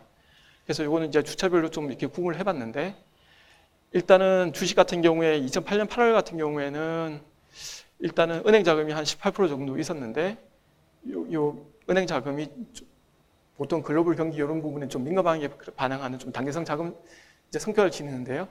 그러니까 이런 자금이 뭐 은행이나 헤지펀드 이 자금들이 그 뭐 최근 숫자를 보시면은 좀 큰 상당 부분 줄었고, 그 바꿔서 또 말하면은 이제 중앙은행 자금이나 그 다음에 국부펀드 자금이 비중이 상당히 이렇게 많이 좀 확대된 그런 모습을 이제 보이고 있습니다. 마찬가지로 그 채권 쪽도 자금을 한번 자금 이제 투자 주체별로 비중을 한번 보시면은 외환위기 이전에는 금융위기 이전에는 저희가 보면은 이 단기성 자금들이 차지하는 비중이 여기 보시면은 은행 헤지펀드 은행이 40% 정도 되고 그다음에 뭐 헤지펀드 자금도 꽤 있었는데 이 자금들이 일단은 최근 들어서 보면은 은행 자금들은 상당 대부분 이제 비중이 큰 폭으로 축소가 됐고요. 그 다음에 보시는 바와 같이 중앙은행 자금이 큰 폭으로 늘어나고 또 글로벌 펀드 자금도 큰 폭으로 늘어나는 그런 모습을 보이고 있습니다. 그래서 저희 나라에 유입되는 외국인 증권 자금의 어떤 그 속성, 이제 소위 말하는 구조 자체도 일단 글로벌 금융위기 이후에 좀 큰 변화가 있었다. 이렇게 파악하시면 될 것 같습니다. 다음으로 이제 그 글로벌 금융위기 이후에 우리나라에 그 유입된 그 자본 유출의 특징들을 몇 가지 이제 소개해 드리자면요. 말씀드렸던 바와 같이 우리나라의 어떤 경제 구조상 일단 저희 나라가 어떤 대외 부문에 개방이 많이 돼 있다 보니까 일단 그 경제 규모 대비해 가지고 지금 저희가 그 포트폴리오 투자 비중이 좀 상당히 높은 수준입니다. 그래서 보통 이제 경제 규모 비교할 때 이제 국가 간의 어떤 비교의 일관성을 확보하기 위해서 저희들이 이제 GDP 스케일로 많이 보는데요. 일단 그 GDP 대비해서 그 외국인 증권 투자 그 순유입 자금 이렇게 살펴보시면은 우리나라 같은 경우에는 일단 주식 채권이 굉장히 크게 나타나고 있고, 근데 다른 나라에 비해서 지금 특히 중국 이런 데에 비해서는 굉장히 이제 극명하게 이렇게 대비되는 그런 모습입니다. 이제 뭐 중국 같은 경우에는 왜 이렇게 비중이 낮냐? 아시다시피 뭐 중국 같은 경우에는 아직까지는 자본을 통제하고 있는 상황이다 보니까 대부분 뭐 외국인들이 중국 자본시장에 투자를 할 때도 그렇고 또 중국의 어떤 중국 거주자들이 해외 금융자산에 투자를 할 때도 그 중국 정부의 허가를 다 받아야 됩니다. 그래서 그런 부분 때문에 중국 입장에서는 지금 자본 자유화 일정을 굉장히 느리면서도 완만하게 지금 진행하고 있는데 중국 쪽에서는 기본적인 스탠스 자체가 이게 자본을 개방하면 물론 뭐 긍정적인 장점도 있다는 건 알지만 일단은 대외적인 취약성 같은 것들이 부각될 경우에는 이게 굉장히 어떤 리스크 측면에 부각될 수도 있기 때문에 사실상 굉장히 조심스럽게 자본 자유화에 접근하고 있다. 이제 그렇게 보시면 될 것 같고요. 다른 나라 같은 경우에도 기본적으로 뭐 대만이나 뭐 이런 나라들에 비해서도 훨씬 저희 나라가 지금 그 자본 유출의 그 규모가 큰 편이고요. 그리고 요거는 오른쪽에 있는 자본시장 개방도는 뭐 헤리티지 파운데이션이랑 월스트리트 저널이라는 이제 기관에서 그 실험국들의 어떤 그 자본시장 개방도를 어떤 측정하는 지수 몇 가지 기준을 따라서 평가를 한 건데 이 부분, 그 2010년도에 평가한 거긴 하지만 이제 이런 부분들 보더라도 저희 나라가 그 싱가포르 다음으로 일단은 자본시장이 많이 돼 있는 자본시장 개방이 많이 돼 있는 그런 이제 상황으로 보시면 될 것 같습니다. 다음으로는 저희 나라 같은 경우에 보시면 이제 그 자본 흐름의 경기 수능성이 굉장히 뚜렷하게 나타나는 편입니다. 이제 경기 수능성이라는 표현이 이제 사실상 그 비교적 최근에 이제 많이 이제 등장하게 되는데요. 금융위기 이후에 이제 금융 안정 측면에서 보다 보니까 결국 이제 가장 위기 상황에서는 금융기관들이 어떤 뭐 대출금 이런 것들을 위기 때일수록 힘드니까 유동성을 공급을 해주고 오히려 경기가 좋을 때 보수적 운용을 하고 뭐 이런 식으로 이제 유지해야 되는 게 사실은 그 거시건전성 측면에서는 바람직하다라고 이제 얘기를 하는데 막상 위기가 와 보니까 이게 자기 금융기관이 어려우니까 위기 때 대출금을 급격하게 회수하는 그런 측면이 있습니다. 그래서 그런 부분에서 그러면 최근에 이제 금융안정 관련해 가지고 이 경기 수능성이 그래서 이제 좀 큰 문제를 떠오르는데 그럼 과연 그럼 경기가 좋을 때, 경기가 나쁠 때, 오히려 경기가 나쁠 때, 그 경기 나쁠 때 대출금 회수나 금융기관들의 어떤 뭐 디레버리징 이런 부분에 대응하는 그런 대안이 있어야 되지 않냐. 근데 하지만 저희 나라도 여기 보시면 알다시피 여기 음영으로 표시된 부분이 이제 경기 수축인데요. 경기 수축기에는 자본이 대부분 유출이 됩니다. 외국인, 특히 외국 자본이나 은행 차입금이. 그래서 이런 부분들이 대외적으로 약간 굉장히 좀 취약한 그런 구조를 만드는 거고요. 그리고 특히 이제 요 오른쪽에 있는 부분들은 보면은 그 자본의 유형별로 그러면 그 경기 수능성이 어떻게 나타나는지를 한번 분석을 해봤는데 저희가 계량 모형으로 그 저희도 확인해 본 결과도 결국 그 외국인들의 어떤 채권 자금이나 그다음에 단기성 차입 이런 부분들이 경기가 확장될 때, 그러니까 경기가 좋을 때는 유입이 됐다가 경기가 나빠질 때는 유출이 되는 이제 그런 패턴을 보이게 됩니다. 그래서 그런 부분에 있어서 일단 경기 수능성이 뚜렷하다는 것은 일단 이런 부분들은 대외 건전성 측면에서는 부정적인 측면이지만 일단 이런 저희 자본 유출입의 그간의 특징이었다고 이제 소개를 드리고요.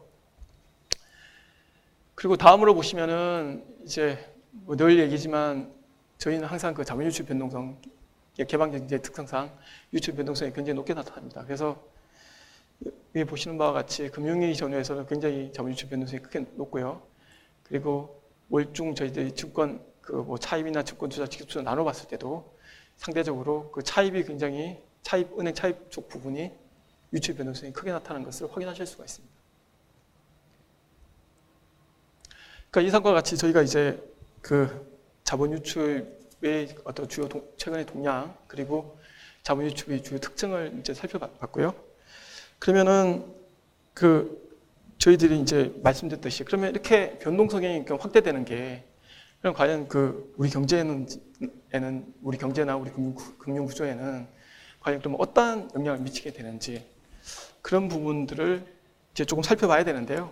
자, 그러면 이제 방금 첫 번째 파트에서 말씀드렸듯이 일단 우리나라의 어떤 자본 유출 동향과 이제 특징 말씀드렸는데요. 거기에 따라서 이제 우리나라 자본 유출이 그동안 굉장히 큰 폭으로 이제 변동하는 그런 모습을 보였는데 우리 경제나 금융 구조에 어떤 영향을 미쳤는지 또 간략하게 소개해 드리도록 하겠습니다. 일단은 그 과거 그 유출 사례들을 일단 그래프로 이렇게 한번 보시면요.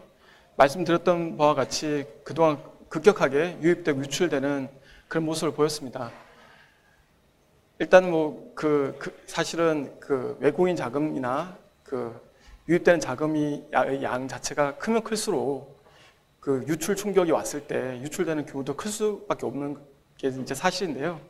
보시는 바와 같이 글로벌 금융위기 때 그 거의 700억 불 가까운 어떤 자금이 유출됐었는데 그 이면에는 금융위 이전에 2천억 불 이상 되는 그 포트폴리오 자금 유입이 있었다. 포트폴리오 자금과 이제 단기 차입금이 있었다. 그 부분이 사실은 또 함께 그 주목해서 봐야 될 그런 부분이라고 생각합니다. 일단 그 자본 유출 변동 확대가 어떤 영향을 미쳤는지 이제 첫 번째로 이제 살펴볼 게 일단은 그 자본 이동 그 자체가 결국 그 국가 간의 어떤 그 위험전이 경로로 작용하면서 그 시스템 리스크로 발전할 그런 가능성이 커졌다는 겁니다. 그러니까 바꿔 말씀드리자면은 일단은 그 국가 간의 어떤 그 자본 이동 자체가 요즘은 굉장히 그 연계성도 강하고 대규모로 이루어지다 보니까 그게 특정 하나의 방향으로 그 방향성이 결정됐을 때 그럴 때는 급격히 자금이 유출되는 그런 리스크에 이제 그 취해 있다. 이제 그런 의미로 보시면 되고요. 그리고 또 마찬가지로 여기 보시는 바와 같이 그 글로벌 은행 간의 어떤 상호 연계가 커지다 보니까 그 유출이 일어났을 때 여기 보시면은 여기 대규모로 유출이 일어나는 이런 부분을 보실 수가 있습니다. 여기서 말하는 그 은행의 통화 불일치, 만기 불일치라고 되어 있는 부분들이 이제 글로벌 금융위기 때 우리나라 그 외환 부분의 가장 그 취약 부분 중에 하나였는데 일단 그 통화 불일치라고 하는 거는 결국 이제 부채가 외화 자산보다 많다는 걸 의미하고요. 그다음에 만기 불일치라고 얘기하는 거는 단기성 어떤 외화 부채가 단기성 외화 자산보다 규모가 크다는 얘기입니다. 이거 바꿔 말하면 무슨 얘기냐 그러면 그 은행 부분에서 해외로부터 대규모 자금을 그 차입을 해와서 그 부분을 굉장히 단기성 장기 대출로 일단 운용했다. 원화 대출을 운용했다. 이제 그렇게 보시면 될 것 같습니다. 그래서 그런 부분에서 결국은 외화 부채 자체가 구조적으로 외화 자산에 비해서 많다 보니까 일단 그 외환 부분에 충격이 왔을 때 유동성 그 부분에서 빠른 속도로 그 유동성 상황이 이제 위축이 되는 그런 상황을 가져온 거고요. 그래서 결국 이제 보시는 바와 같이 은행의 어떤 비예금성 외화 부채, 예금이라는 거는 예금을 받았기 때문에 그 예금이라는 건 사실은 굉장히 안정적인 자금인 반면에 이게 차입이나 아니면 채권 발행이나 이런 부분들은 만기가 돌아왔을 때 이렇게 회수를 해줘야 되는 그런 상환을 해야 되는 그런 부담이 있기 때문에 상대적으로 좀 취약한 어떤 변동성 큰 자금인데요. 그런 부분 자금들이 이제 급증하다 보니까 결국 그 리먼 사태 때 외환 부분의 어떤 시스템 리스크 요인으로 작용을 했다. 이렇게 보시면 될 것 같고요. 그 다음에 두 번째로는 일단은 자본 이동이 이렇게 급격하게 이루어지면 그게 이제 우리나라 소위 말하는 거시경제 정책, 특히 통화 정책 운영하는데 큰 이제 제약 요인으로 작용하게 됩니다. 일단은 그 한국은행 뿐만 아니라 모든 중앙은행들이 최근 이제 그 통화 정책 그 수단 자체가 결국 기준금리를 조정해서 그 기준금리의 조정이 통화 정책 파급 경로를 통해서 실무 부분으로 이제 연결되는 그런 통화 정책 메커니즘을 갖고 있는데 일단 보시는 바와 같이 일단 외국인 채권 자금이 이제 굉장히 이제 많이 들어온 상황인데요. 외국인 채권 자금이 많이 들어오다 보니까 기초적으로 외국인 채권 자금이 들어오면 소위 말하는 장기 국채를 많이 투자를 하는데 그러면 그 국채 금리가 일단은 시장 상황에 더해서 일단 수급 외국인들 많이 사는 어떤 수급 요인 때문에 빠른 속도로 하락하게 됩니다. 그러니까 바꿔 말하면은 내외 금리 차가 이렇게 지금 보시는 바와 같이 그 장단기 금리 차가 빠른 속도로 이렇게 하락하게 되는 거죠. 그러니까 사실상 중앙은행이 기준금리 조정을 이라는 수단을 통해 가지고 어떤 액션을 전혀 취하지 않더라도 단순하게 과도한 어떤 자금 유출이 있었을 때 채권 금리가 영향을 받는 그런 이제 결과를 초래하게 되는 거고요. 마찬가지로 환율 부분에 있어서도 일단은 그 과도하게 외국인 자금들이 많이 들어왔을 때 외환 수급 측면에서 환율 많이 돌았을 경우에는 환율 이제 하락 압력을 받게 되는 거고요. 급격하게 유출됐을 때는 환율 상승 압력을 받게 되는 거죠. 그래서 통상 저희가 이제 한국은행에서 그러니까 기준금리를 이제 큰 폭으로 만약에 상승을 한다라고 가정할 경우에 그 외국인들 입장에서는 선진국 금리는 가만히 있고 한국 금리만 오른다. 그럼 내외 금리 차가 확대되지 않겠습니까? 그러면은 그만큼 투자 유인이 있기 때문에 외국인 자금들이 유입이 되는데 그런 자금이 과도하게 많이 유입이 됐을 때 저희가 그 당초 그 통화당국이 기준금리 조정을 통해서 얻으려는 정책 효과가 왜곡되는 이제 그런 결과가 초래될 수도 있을 것 같습니다. 다음으로는 일단은 그 자본 유출입이 없는 상황을 가정했을 때보다도 자본 유출입이 급격하게 일어날 경우에 실물 경기 자체가 굉장히 급격하게 이제 진폭이 이제 확대된다. 이제 그런 어떤 영향을 준다는 얘기인데요. 여기는 이제 보시는 바와 같이 그 금융과 실물이 최근에 연계가 강화되다 보니까 금융 부분에서 일단 그 자본이 큰 폭으로 유입될 경우에는 일단 그 소위 말하는 그 웰스 이펙트죠. 그러니까 그 부의 효과를 통해 가지고 결국은 차입자나 은행들의 어떤 경로를 통해 가지고 실물 경기에 그 상승이나 하락에 직접적으로 연관을 주는 그러니까 순수하게 뭐 다른 요인은 없지만 자본이라는 걸 매개로 해 가지고 그 실물 경기가 훨씬 더 뭐 경기가 급격히 개선된다든가 급격히 위축된다든가 진폭이 더 커지는 그러니까 자본의 변동성이 실물 부분까지도 연결되는 그런 부분이 관측되고 있습니다. 그래서 이제 그 요약하자면은 이렇게 자본 유출입이 그러면 우리 경제의 어떤 변동성에도 크게 영향을 주는데 보시는 바와 같이 일단은 그 자본이 급격히 유출될 경우에는 단기간에 환율이 뭐 급등한다거나 그것이 경제가 굉장히 단기간에 불균형 상황에 빠져들면서 금융이 불안해질 수가 있고요. 마찬가지로 또 대규모로 자금이 유입된다. 그러면 또 환율이 급격하게 하락 압력을 받으면서 경상 수지가 악화되고 그로 인해 가지고 또 실물 부분에 어떤 저희 수출 경쟁력을 약화시켜서 실물 부분의 어떤 성장이 좀 저해되는 그런 영향을 줄 수가 있습니다. 그래서 일단은 저희가 이제 지금 살펴본 바와 같이 결국 어떻게 이 자본 유치 변동성을 완화시킬까 그게 이제 중요한 어떤 정책 과제로 대두되게 됩니다.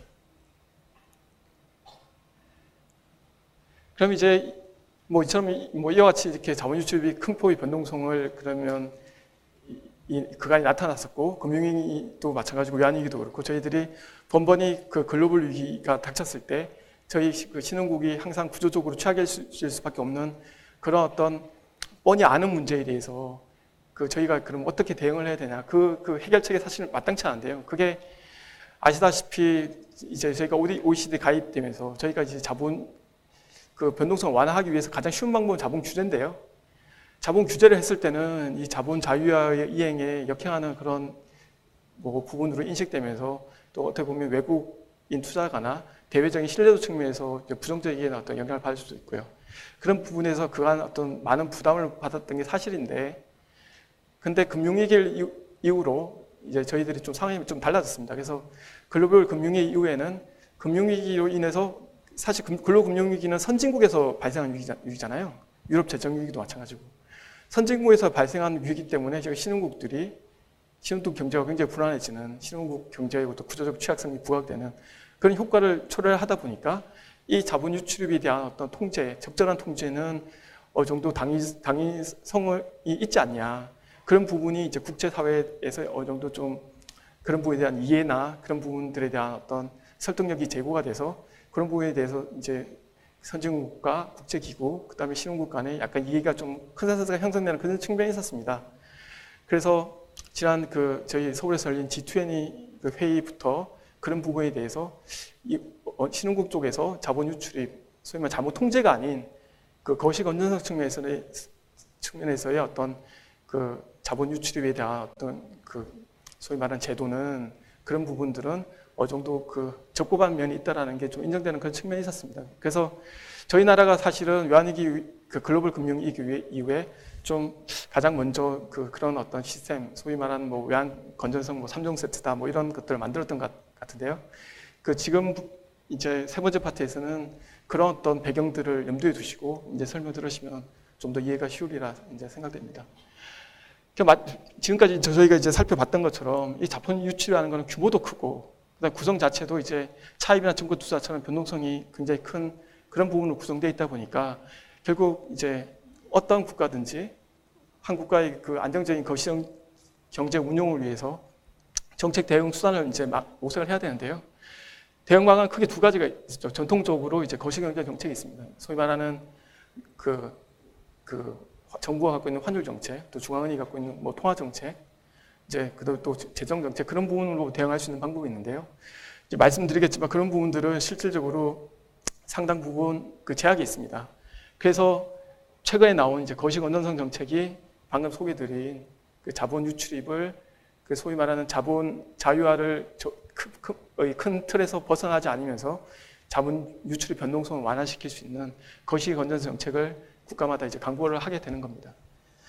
그래서 그 저희 나라 같은 경우에는 이제 여기 보시면 이제 외환 정책과 통화 정책으로 그 자본 유출입에 대응할 수가 있는데, 이런 부분들은 말씀드렸던 것처럼 이제 한계가 이렇게 있게 되는 거죠.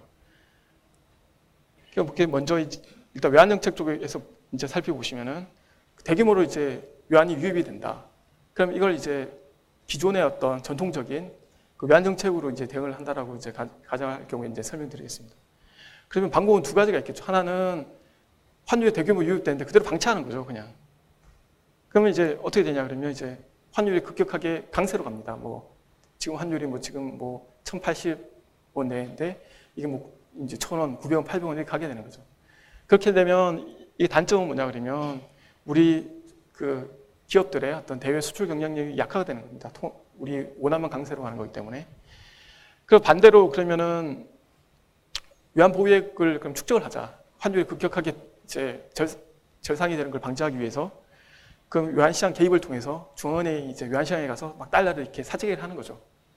그럼 그 단점은 뭐냐 그러면 시장 개입이 공짜가 없습니다. 이렇게 비용이 이제 발생하기 마련인데요. 어떠한 비용이 발생을 하냐 그러면 일단은 쉽게 말하면은 저희들이 그 외환 보유액을 운용하는 그 선진국 채권 금리랑 한국은행이 발행하는 그 통화안정증권의 금리 차이만큼 항상 저희들이 비용이 발생하게 됩니다. 그걸 이제 제가 간략하게 시간이 없으니까 간략하게 설명드리자면요. 해외에서 대규모로 자금이 이제 유입이 된다라고 가정을 하면 그러면 이제 저희가 이제 불태화 개입을 합니다. 불태화 개입이라는 거는 원화 통화량을 현 수준에서 유지할 수 있게 그 외환시장 개입을 하는 건데요. 그러면 이제 먼저 한국은행에서 외환시장 개입을 통해서 외환을 이제 매수를 하게 되는 거죠. 그러면은 저희는 달러를 매수를 한 대신 거래 상대방한테는 우리 한국은행의 보는 통화를 반대급부로 지불을 하게 됩니다. 그러면 시중 통화량이 굉장히 이제 큰 폭으로 늘지 않겠습니까?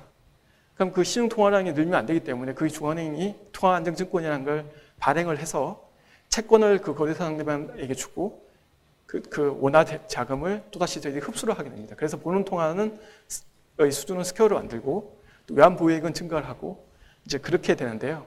그러다 보니까 결국 한국은행 입장에서는 통화안정증권을 발행하는 금리만큼 비용을 부담을 해야 되고 그 비용 발행 금리 자체가 선진국 국채로 주로 운영하고 있는 외환 보유액의 운용 수익보다 비용이 지금 높은 상황입니다. 그렇기 때문에 이제 저희들이 외환 정책으로만 대응하기에는 좀 한계가 있다. 이제 이렇게 보시면 될 것 같고요. 다음으로 그러면 그 통화 정책으로 대응을 하자. 급격하게 이제 자본이 유입되니까 그 유입되는 걸 생각해 보면 그만큼 한국 채권 금리가 높으니까 선진국 채권 자금이 들어오지 않겠느냐. 그러면은 우리가 기준금리를 그럼 만약에 인하를 하면 그냥 금리가 조금 줄지 않겠느냐. 이건 뭐 다른 국내 경제 상황이랑 무관하게 한국은행이 오직 그 자본 유출입만을 대상으로 일단 통화 정책을 수행한다라는 극단적인 가정이 필요한 상황인데요. 설사 그렇다 하더라도 보시는 바와 같이 저희 한국은행이 뭐 기준금리 인하를 해서 뭐 예를 들어서 뭐 이렇게 그 투자 수익을 좀 낮춰가지고 채권 자금이 좀 적게 들어올 것 같다라는 생각이 또 할 수가 있지만 마찬가지로 지금 양적 완화 같이 그 다른 나라 선진국 통화 정책도 모두가 전부 다 그 양적 완화 기조, 금융 완화 기조로 간다. 그러면 결국 저희가 뭐 5%일 때 선진국 금리가 4%일 경우에는 뭐 1%밖에 내금리 차 안 나지만 저희가 만약에 설사 금리를 2%까지 만약에 인하했다 하더라도 선제국 금리가 0%다 그러면 여전히 매트가 있는 거거든요. 그래서 이 그 자본 유입 자체를 저희가 또 멈출 수도 없게 되는 겁니다. 그렇기 때문에 순수하게 통화 정책이라는 것만으로 대응해서도 이 자본 유출 변동성을 제어하는 데는 사실 한계가 노정되어 있다고밖에 볼 수가 없습니다. 그래서 이제 모두에서 제가 말씀드렸듯이 결국은 일단 구조적인 자본 유출 문제를 해결하기 위해서 결국 기존의 어떤 전통적인 통화 정책, 그다음에 외환 정책은 한계가 있고, 그래서 저희 새로운 어떤 정책 수단이 필요하지 않냐. 그래서 도입된 게 글로벌 금융위 이후에 저희 거시건전성 뭐 3종 세트라고 보통 불리는 이제 저희 새로운 어떤 정책 수단을 도입하게 되는 겁니다. 그래서 이제 세 가지, 뭐 여기 보시면은 1단계, 2단계에서 좀 거시적인 어떤 측면에서의 정책 방안도 있고요. 그 다음에 좀 미시적인 금융회사 어떤 건전성, 어떤 비율 규제 같은 미시적인 부분도 있는데, 일단 이번 파트에서는 일단 선물한 포지션 한도 설정, 그 다음에 외국인 채권 투자 과세 환원, 그 다음에 외환 건전성 부담금 도입, 이 세 가지에 대해서 좀 집중적으로 설명을 드리도록 하겠습니다. 그래서 이제 첫 번째 보시면은 선물한 포지션 한도 제도를 저희가 이제 2010년 10월에 도입하게 됐는데요. 이 부분은 아마 이제 너무나도 이제 많이 이제 뭐 기존 아마 요즘 이제 교과서에서 나올 것 같은데, 금융위기에 가장 많은 어떤 스포트라이트를 받은 어떤 그런 어떤 플로우 구조인데요. 이게 이제 결국은 우리 이제 말씀드렸듯이 글로벌 금융위기라는 게 한국 입장에서는 단기 외화 부채가 급격하게 늘면서 위기 때 그게 급격하게 유출돼서 일단 외환 유동성 측면에서 문제가 발생했다, 이렇게 설명드렸는데요. 그러면 왜 외화 부채가 이렇게 급격하게 늘었냐? 그 부분에 대해서 이제 원인이 저희가 정책 당국에서는 이게 선물한 은행들의 어떤 선물한 거래 측면에서 외화 부채가 급격하게 늘어난 요인이 아주 크다. 그래서 그런 부분에 대해서 규제가 필요하다. 그렇게 인식을 했던 겁니다. 그래서 여기서 보시면은 이제 선물한 매도에 따른 단기 외화 차입이 증가했고, 그런 부분에서 이제 선물한 포지션 한도를 저희들이 점진적으로 축소하는 그런 제도를 시행하게 되는데요. 이 선물한 포지션 제도가 처음에는 이제 뭐 저희가 이제 국내은행은 50%, 그 다음에 외환지점은 자기 자본의 250%이다가 이제 40%, 30% 이렇게 단계적으로 저희들이 이제 축소를 하게 됩니다. 그래서 그러면 이제 여기서 이제 중점적으로 이제 반드시 이해하고 넘어가셔야 될 부분이, 그러면 왜 선물한 매도가 외화 차입을 증가시켰나? 그러니까 이 부분, 이 소위 말하는 구조가 사실은 저희가 우리나라가 왜 글로벌 금융위기 때 이렇게 당할 수밖에 없었는지, 그 부분을 이제 가장 극명하게 보여주는 부분인데요. 일단은 금융위기 이전에 뭐 2006년, 5년, 6년 때 보시면은 경기가 상당히 글로벌하게 되게 좋았었습니다. 특히 뭐 조선 경기나 중공업 이쪽 선진국 경기가 좋아서 저희 나라 같은 경우에도 일단 뭐 선박, 조선이나 중공업체들의 수출이 굉장히 큰 폭으로 늘어납니다. 그래서 이거 바꿔 말하면은 이제 예를 들어서 뭐 제가 무슨 조선소를 하고 있는데 배라는 거는 굉장히 공정이 길잖아요. 그러면 이제 배를 수주를 하게 되면 단계적으로 뭐 1년 후에는 얼마를 받고 1년 후에 얼마를 받고 수주금을 이제 받게 이렇게 계획의 스케줄이 쫙 이렇게 돼 있습니다. 근데 이제 저 입장에서는 되게 불안한 게, 그때 만약에 이제 만약에 1억 불은 내년 1억 불 받고 그 후년 1억 불 받고 다 좋은데 1억 불을 받았는데 받아서 이제 국내의 납품업체들한테 대금도 주고 해야 되는데 그 1억 불이 환율이 어떻게 될지를 모르는 거예요. 그러면 환리스크에 노출이 되는 거지 않겠습니까? 그러면 이제 대부분 저희 대기업 이제 수출 대기업들이나 이제 조선업체들 어떻게 했냐 그러면 환시장을 통해서 이제 환 해치를 하게 됩니다. 그래서 내가 1년 후에 특정 환율로 얼마를 내가 이제 받는 달러를 팔겠다. 그렇게 이제 선물한 매도라고 하죠, 그거를. 그래서 이제 선물한 매도를 하게 됩니다. 금융시장에서. 그럼 이제 선물한 시장에서 선물한 매도를 하게 되고, 그러면 은행 입장에서는 은행은 이제 대기업이 선물한 매도를 한 거를 금융기관이 선물한 매수를 해줘야 되지 않겠어요? 거래라는 게 매도를 한 사람이 있으면 매수를 해야 되니까. 그래서 은행은 그 당시 대규모 그 선물한 매도를 반대급부로 대규모 선물한 매입을 하게 됩니다. 은행들이. 그 은행들이 대규모 선물한 매입을 하게 되면 그 은행들 입장에서는 금융기관들은 또 리스크 관리가 생명인데 본인들은 또 환을 대규모로 매입을 했으니까 그 환 리스크에 금융기관도 노출이 되어 있는 거잖아요. 그래서 금융기관들은 그 환 관련해서 그 리스크 해치를 어떻게 하냐 그러면 보통 저희가 환 관련해서 이제 선물한 포지션이라 그러는데 환 포지션이라 그러는데 포지션을 관리를 하게 됩니다. 포지션이 소위 말하는 그 외화자산이 외화부채보다 크냐, 외화부채가 외화자산보다 크냐, 그 외화자산과 외부채의 크기를 동일하게 유지하기 위해서 스퀘어를 저희가 만든다고 하는데 그 스퀘어를 유지하기 위해서는 이렇게 대규모로 선물한 매입을 했으면 해지를 위해서 반대로 현물환을 대규모로 매도를 해야 됩니다. 근데 은행 입장에서는 현물환을 매도를 하려니까 외환이 없는 상황에서 리스크 해지를 위해서 현물환을 매도를 해야 되는데 매도할 현물환이 없으니까 어떻게 하냐 그러면 그 해외 은행들로부터 외화를 차입을 해서 차입한 자금을 외화시장에 매도를 하게 됩니다. 그렇게 해서 선물한 포지션과 현물한 포지션을 스퀘어를 시키는 거죠. 종합 포지션상으로. 이제 그렇게 해서 이제 결국은 이제 리스크를 해치를 합니다. 일견 봐서는 은행들도 리스크 자기들의 환 리스크를 제거하기 위해서 소위 말하는 그 스퀘어 포지션 만들기 위해서 해치를 한 거고, 그 다음에 대기업들 입장에서도 향후에 받을 어떤 수출 결제 자금을 환 리스크를 제거하기 위해서 선물을 통해서 해치를 한 거죠. 그래서 굉장히 합리적인 그 거래를 한 겁니다. 합리적인 그 환 관리를 한 겁니다. 개별 경제 주체 입장에서는.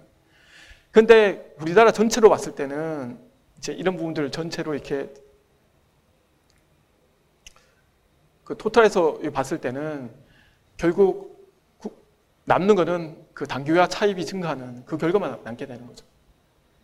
그래서 이 단기외화 차입이 굉장히 급격하게 증가되고 그러다 보니까 결과론적으로는 이 단기외화 차입이라는 거는 계속 리발빙, 단기라는 게 결국 뭐 3개월, 1개월로 이렇게 자금 차입해서 계속 차환, 소위 말하는 리발빙을 해야 되는데 어느 날 갑자기 돈을 빌려줬던 해외은행에서 우리 유동성이 안 좋아서 이제는 못 해주겠다. 그렇게 됐을 경우에 결국 그 상환 자체가 불가능해지면서 굉장히 외환시장의 유동성이 급격하게 이제 위축이 되는 그런 결과를 초래하게 되는 겁니다. 그래서 첫 번째 부분이 사실 어떻게 보면 제일 중요한 부분이라고 얘기할 수 있는데요. 일단은 글로벌 금융위기 때 대규모 선물한 매도가 되면서 외화 차입이 증가했다. 이 구조를 좀 주의 깊게 보셔야 될 것 같고요.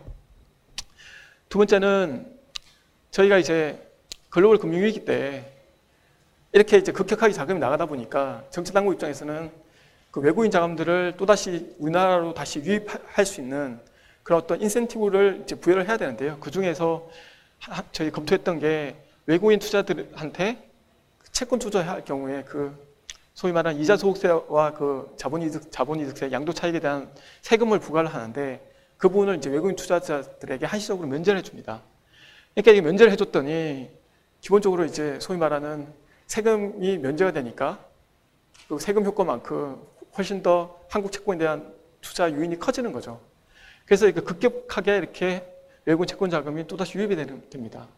그래서 이 급격하게 유입되는 채권 자금의 인센티브를 또 줄이기 위해서 2011년도에는 과거와 이제 평상시와 같이 외국인 채권 투자에 대한 어떤 세율을 면세 조치를 유예하고 그 면세 조치를 다시 없애고 세율을 다시 부과하는 식으로 다시 환원을 하게 됩니다.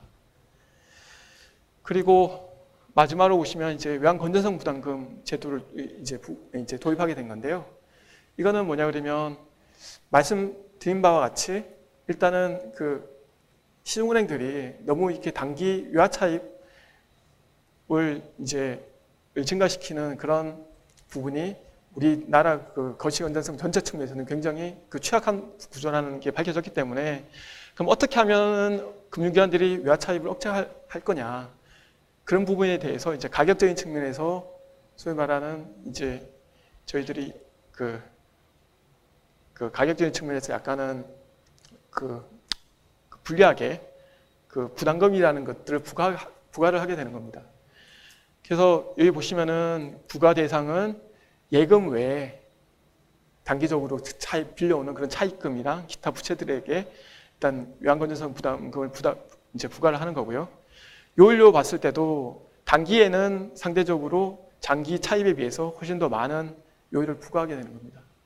그래서 이런 어떤 외화부채에 대해서 우리가 외환건전성 부담금을 부과를 시키고 그 부담금들은 저희들이 한국은행에 일단은 그 부담금을 축적을 시켜서 향후에 외환 부분에 또다시 이제 위기가 많이 벌어져서 외화유동성을 공급해야 될 필요가 있을 때 외화유동성 공급 재원을 활용하는 그런 제도를 저희들이 이제 도입한 바가 있습니다. 그래서 이 세 가지 제도를 도입을 통해서 기본적으로 외환 부분의 어떤 취약 요인들, 구조적인 어떤 취약성들을 개선하기 위해서 정책당국에서 노력을 했고요. 그리고 또 한 가지 이제 심리적인 측면에서 저희들이 또 했던 게 있었는데 그 부분이 이제 통화 스왑입니다. 주요 선진국 중앙은행들끼리 이제 소위 말하는 통화 스왑이라는 계약을 체결을 해가지고 그래서 상대국의 어떤 위기가 닥쳤을 때 외화 유동성을 이제 서로가 공급해 줄 수 있는 그런 어떤 제도를 도입한 건데요. 아시다시피 글로벌 금융위기 때 저희들이 미 연준과 통화 스왑을 도입을 해서 실제적으로 300억 달러 도입 계약을 저희 체결하고 실제로도 미 연준으로부터 자금 160억 달러 정도를 저희들이 통화 스왑 자금으로 빌려와서 외환시장에다가 공급해 준 사례가 있습니다. 그래서 이런 부분들은 실제로 저희들이 미국, 중국, 일본이랑 이렇게 통화 스왑을 다 체결했는데 이런 부분들은 그 자금들을 실제로 빌려와서 실제로 외환시장에 공급해 준다. 그런 어떤 실질적인 어떤 유동성 공급 효과도 물론 있지만 심리적으로 봐서 한국은 정말 기존의 외환 보유액에 더해서 지금 말씀드린 통화 스왑이라는 어떤 이선 외환 보유액도 활용할 수 있는 재원이기 때문에 위기 시 저희들이 제공할 수 있는 어떤 외환시장에 공급할 수 있는 규모가 굉장히 증가되는 그런 어떤 효과가 있습니다. 그래서 바꿔 말하면 외부에서 봤을 때는 최소한 일단은 한국 같은 경우에는 외환 보유액에 대해서 이런 부분들도 장기적으로 외환 부분에 어떤 유동성을 공부할 수 있는 그런 어떤 하나의 재원으로 활용될 수 있다. 이런 부분들이 저희 외환시장의 어떤 안전판으로서 역할을 했던 것도 중요한 어떤 요인을 할 수 있을 것 같습니다. 그래서 지금 말씀드린 바와 같이 결국은 자본 유출입이라는 것은 변동성이 클 수밖에 없고 그런 부분에 대해서 저희들이 어떤 정책 대응 방안을 도입한 결과 일단 통화정책, 기존의 거시정책과 별도의 어떤 제도이기 때문에 이런 제도를 통해서 통화정책의 어떤 자율적인 운영을 저희들이 확대하는 데도 기여를 이제 했던 것 같고요. 그리고 보시는 바와 같이 이제 금융기관의 외화 차익도 금융위 외에 실질적으로 이제 빠른 속도로 감소하게 됩니다. 그러니까 보시면 요거는 2008년도부터 저희들이 단기 외채 비율을 일단 그린 건데요. 그래서 제반 저희 거시건전성 정책을 통해 가지고 지속적으로 단기 외채가 확대되지 않게 정책적 노력을 저희들이 기울인 결과 지금 최근에는 일단 단기 외채 비중이 지금 29.1%, 30% 밑으로 지속적으로 이제 하락을 했습니다. 그러니까 이런 부분들이 사실은 근본 위기에 이 양적 완화 충격에 따른 어떤 신국 위기에서도 저희들이 다른 국가랑 어떤 차별화되는 그런 중요한 어떤 요인으로 했다고 다들 이렇게 많이 거론을 하고 있습니다. 그래서 이상으로 지금 이제 기존에 저희 말씀드렸던 우리나라의 어떤 자본유출 동향 및 특징이 이제 어떤 상황으로 전개가 됐었고, 그리고 금융위기 이후에 확인된 그런 어떤 취약점들을 어떻게 개선하기 위해서 이제 정치당국이 어떻게 대응했는지, 왜 그런 어떤 방안을 수립했는지 그런 부분에 대해서 간략하게나마 일단 소개를 드렸습니다. 그리고 요거는 지금 이제 최근 유출 동향에 대해서 이제 짧게나마 이제 소개 드리려고 하는데요. 이거는 이제 금년 8월 소위 말하는 지난달이죠. 지난달에 소위 말하는 모두에서 제가 보여드렸듯이 다른 국가들 같은 경우에 굉장히 큰 어떤 금융시장 불안 모습을 보였는데요. 저희 나라는 같은 경우에 자본 유출입 상황이 이제 어땠고 왜 저희 나라는 괜찮았는지 그런 부분에 대해서 간략하게 또 설명드리겠습니다. 여기 첫 번째는 이거는 이제 언론에 보도된 내용을 제가 이제 일단은 수록한 건데요. 일단은 보시면은 말씀드렸듯이 그 경상수지랑 그 다음에 그 대외 부채 현황을 이렇게 국가별로 이렇게 표시한 이제 그래프가 되겠습니다. 대외적인 측면에서 그 대외 건전성이 어떠냐라고 할 때 결국 궁극적으로 외국인 투자자나 뭐 봤을 때 그 외국인 채권자들 입장에서 봤을 때는 그 나라가 본인들이 빌려준 돈을 갚을 수 있는 능력이 되냐 안 되냐 그런 부분들에 대한 판단이 제일 중요하겠죠. 그래서 그 바꿔 말하면은 뭐 이 국가들이 그러면 소위 말 경상수지를 통해서 돈을 벌어와서 소위 말하는 그 순대외 채권을 쌓아가지고 자기들 채무를 별 무리 없이 이렇게 상환할 수 있겠다. 그 다음에 기존에 있는 채무자도 아유 나 말고도 다른 사람들이 굉장히 다른 거에 대해 채무가 큰 폭으로 있다. 그럼 상대적으로 본인들이 받을 수 있는 채무를 회수할 수 있는 그런 그 확률이 낮아지니까. 근데 반면에 우리나라 같은 경우에는 굉장히 지금 현재 어떤 대외 부채 그 규모도 어떻게 보면 경상 규모 대비해서 굉장히 낮은 수준입니다. 근데 반면에 그 다른 신흥국들 같은 경우에는 경상수지도 적자고 그다음에 대외 채무도 비교적 좀 높은 그런 상황이다 보니까 지금 여기 표시되어 있는 브라질, 인도네시아, 터키 이런 국가들 같은 경우에 이번 그 소위 말하는 테이퍼링 관련된 불확실성이 좀 확산됐을 때 상대적으로 위기를 이제 크게 받았다. 이제 이렇게 이해를 하고 있는 상황입니다. 우리나라 상황을 이제 간략하게 다시 한번 이제 정리를 해보자면요. 일단 지금 보면 요거는 이제 글로벌 상황입니다. 우리나라가 있나요? 최근에 이제 그 테이퍼링 관련해 가지고 글로벌 자금들이 어떻게 움직이는지 그걸 이제 간략하게 설명한 편인데요. 첫 번째 보시면 이 글로벌 어떤 그 펀드 자금들이 과거에는 이 보시면은 주로 이제 채권들 중심으로 굉장히 크게 많이 이렇게 움직였었습니다. 이 채권 자금이 이제 굉장히 오른쪽 표 보시면은 이제 대부분 증가를 하다가 그 양적 완화라는 게 결국은 미국 선진국들의 경기가 좋아지니까 결국 미연준이 당장은 양적 완화 규모를 줄이고 향후 뭐 내년이나 내후년에는 기준금리를 올리겠다. 이제 그거를 이제 의미하는 거지 않겠습니까? 그래서 양적 완화 축소라는 게 내포하는 의미는 결국 이제 글로벌 유동성이 그가 확장됐던 유동성이 줄고 채권 금리 같은 경우에는 금리가 이제 앞으로는 상승 기조로 간다. 이제 그런 부분을 나타낸다고 할 수 있겠습니다. 그러다 보니까 금리가 오른다고 하면은 채권 입장에서는 금리가 오르면 채권 가격이 떨어지잖아요. 그래서 채권 같은 경우에는 투자권이 이제 말 그대로 좀 그 악화되는 그런 이제 측면이 있기 때문에 채권 자금 같은 경우에 오른쪽 보면은 이제 5월달 그 버냉키 의장이 양적 완화 축소를 시사하고 난 다음에 상대적으로 축소되는 모습이고요. 반대로 선진국 주식 같은 경우에는 보실 바와 같이 일단 4월 이후에도 지속적으로 이렇게 큰 폭으로 상승하게 되는 그런 모습을 보이고 있습니다.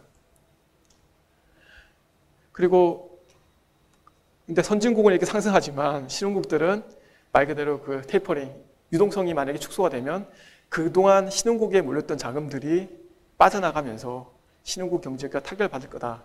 그렇기 때문에 이제 그런 측면에 대한 우려가 부각되면서 신흥국 주식 자금은 지금 유출세로 지금 전환된 그런 모습입니다.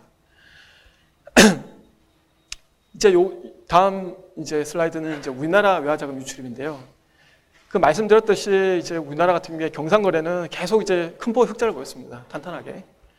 그리고 보시면 이제 자본거래 같은 경우에는 이거는 보면은 자본 유출이 왔다 갔다 하는데 이 부분은 이제 결국은 뭐 외국인 자금들이 많이 들어오더라도 거주자들의 해외 증권 발행 증가가 요즘 증가세에 있는데요.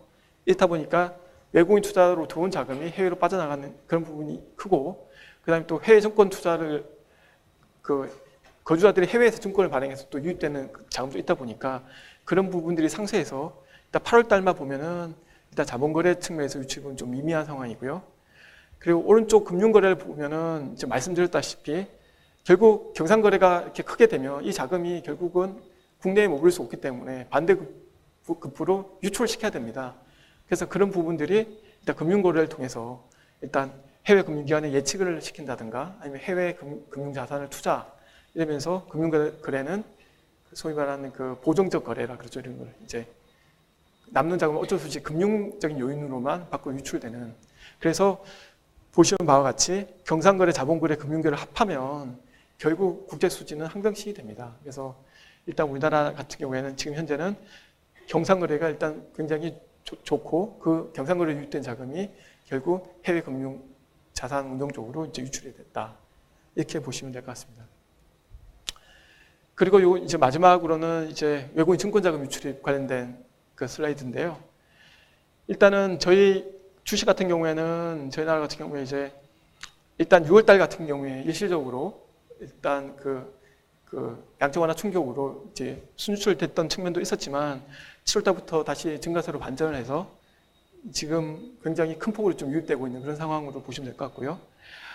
외국인 채권 투자 같은 경우에는 말씀드렸듯이 이제 7월달까지는 저희들이 안정적으로 큰 폭으로 계속 유입이 됐었는데 이제 8월달 들어서는 또다시 이제 유출 쪽으로 좀 전환되는 그런 모습입니다. 하지만 이제 주식과 채권을 합쳐서 봤을 때는 약간은 이제 금년 들어서 지금 순유입 중에 있는 거고요. 그리고 말씀드렸듯이 이제 좀 오해를 하지 마셔야 된다고 저는 생각되는 부분 자체가 일단은 국제 수준에는 큰 틀에서는 이제 균형을 유지하는 게 가장 좋고 그리고 외국인 자금들도 마찬가지로 반드시 유입이 많다. 이게 과연 우리 경제에 긍정적인 측면만 있는 건 아니다. 그런 부분에서 외국인 자본 유출을 포함해서 일단 우리나라 그 자본 유출 전체 측면에서도 유출과 유입이 안정적으로 균형을 이루는 그런 부분이 가장 좋다.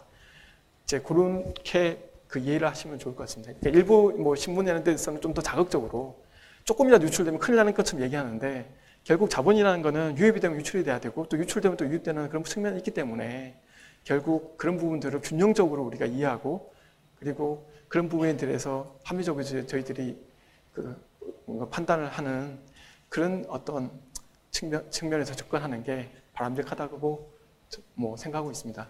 이상으로 저희 강의를 마치고요. 2시간 동안 유익한 강의해 주신 하혁진 과장님께 감사의 박수 부탁드리겠습니다.